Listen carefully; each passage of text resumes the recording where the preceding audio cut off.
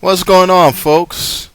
This is Mr. Apathy, Devlin James, come to you with a new video. And this topic lands close to home with me, as it deals with a situation I had the misfortune of experiencing in early August when I was still recovering from my illness. I had just returned from a vacation in Maine with my mother and stepfather. Now, my mother is really into the church.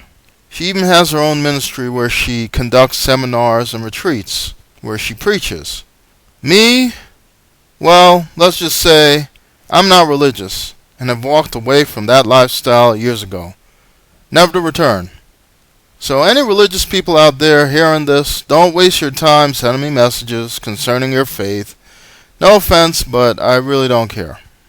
Anyway, my mother was having a seminar the weekend before they were to drop me back to my house in Pennsylvania. And she asked me if I wanted to be a part of it. Out of respect for her, I went. First off, I met a lot of people who were praying for their God to heal me of my MS. Two of which are these two girls that helped my mother out with her ministry. For this video, we will call them Nicole and Cindy. Nicole is 38 years of age, and she's a teacher. And Cindy, I believe, is 31. And I have no idea what the hell she does, but apparently she wants to go to Africa to be a missionary and spread the gospel. Both of these women are single, and have been single for a while, and you'll understand why soon enough. Now, before I go further, let me give you a bit of information that's relevant to the story. Back in 2007, I self-published a novel under the pen name James T. Knight called Queen of the Hustle. This was a hood novel about a stripper who gets into a great deal of trouble when she gets involved with a major drug dealer and his dangerous crew, and basically has to seduce her way out of trouble. Now, this is a hardcore novel filled with graphic sex and violence. I wrote this when I was living in East Orange and renting a room from one of my close friends. It was a very dark time in my life, and writing that novel was my outlet. My mother read a portion of my book, but with all the sex and violence, and because of her belief system, she couldn't continue. But she did compliment me on the character development and my writing skills from what she had read. And I guess she told others in her circle about my novel. But whatever she said must not have been very flattering. Probably something along the lines of, "Pray for that boy. The devil is in his ear," inspiring him to write foolishness with his God-given talent. So let's flash forward to the seminar now. After the service, Nicole approached me. Now, Nicole had written a book, which was a devotional Christian book, and she had copies of it that she was selling on a back table. Now, although I have no interest in the subject of her book, or would ever purchase a copy from her, I commended her on writing it because I know, as a writer, how much effort and dedication it takes to write, then publish a book. I respect the craft. So I told her, "Hey, congrats on publishing that book. I know how much effort it takes. When I wrote my book, Queen of the Hustle, years ago, I remember." She quickly cut me off and said, "Well, that's not a real book." I almost wanted to say, "What, bitch?" But instead I just smiled and said, "Well, I assure you that although it doesn't center around religion or your God, it is very real, all 318 pages of it." Hell yeah, it's real. At the time, I poured my soul into that novel.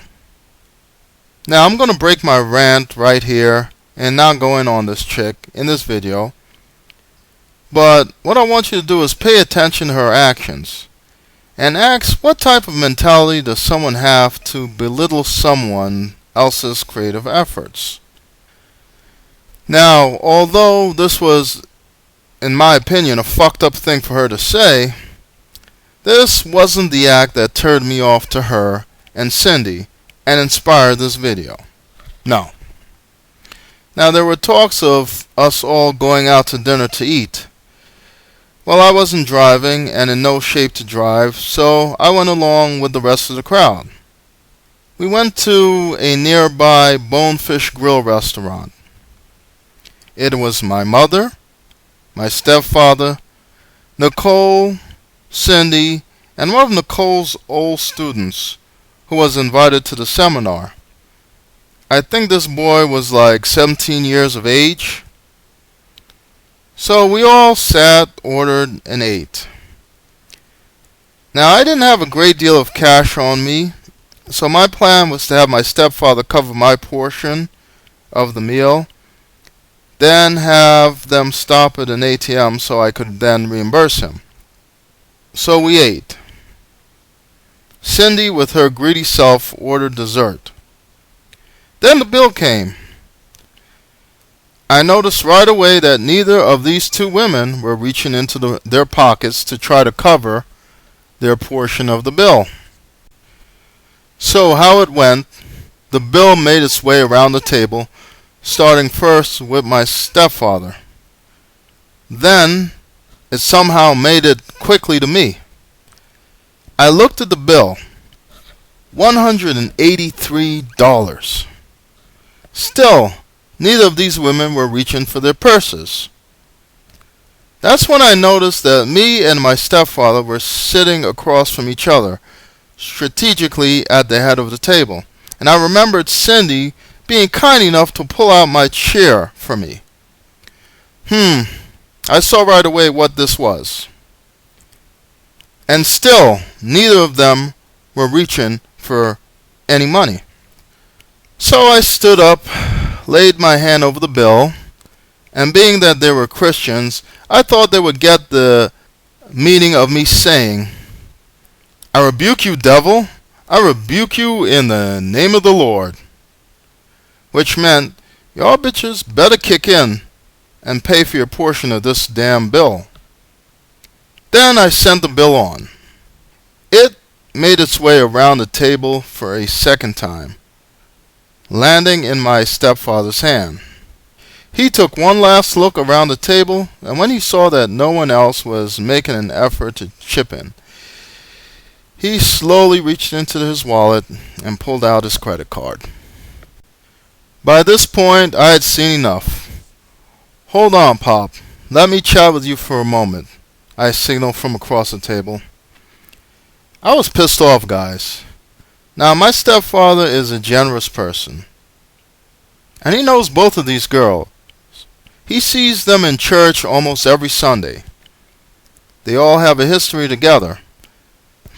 I can't believe that they were going to have this man pay all $183 of this bill by himself. So I got up and went over to him and whispered to him, "Listen, I really don't know the politics of this shit here, but I'm not going to let you eat this alone." I took out my credit card and threw it down. "I'll split it with you. And I guess if anyone pitches in, we'll figure that out. We'll figure out the difference." Well, my stepfather and I ended up covering dinner that night. These women didn't even cover the damn tip. That shit left a real bad taste in my mouth. I was especially disgusted with Nicole, mainly because she didn't even cover the meal for the ex-student she invited. And they didn't even cover the goddamn tip. So here it is.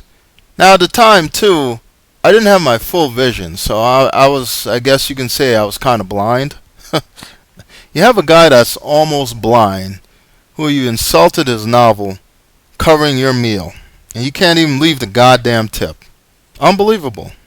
After that event, it became crystal clear to me why the two of them were both single and probably would be single for some time to come.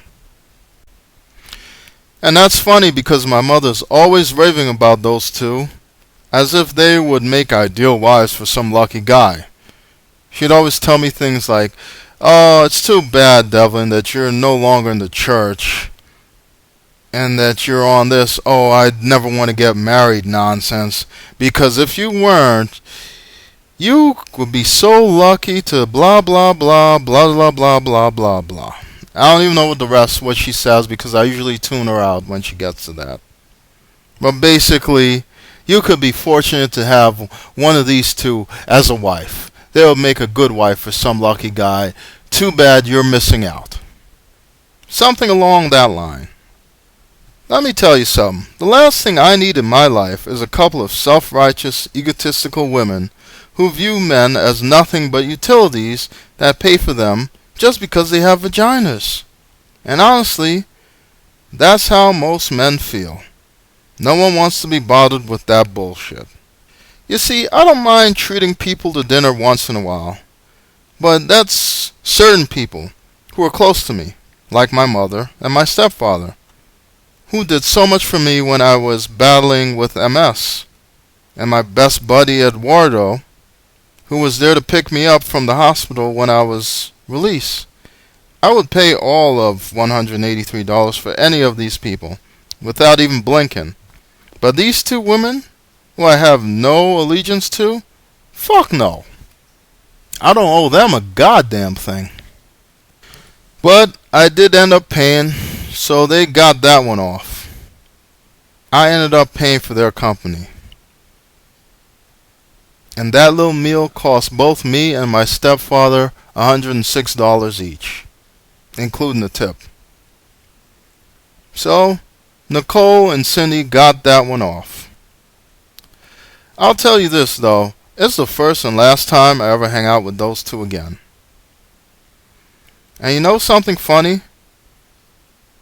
My mother asked me later that night, so, out of Nicole and Cindy, which one would you date if you had a chance? Which one do you find more attractive? Are you fucking kidding me? The one that paid for her portion of the dinner, was my answer. Ladies, let me explain something to you, especially any church women that might be listening.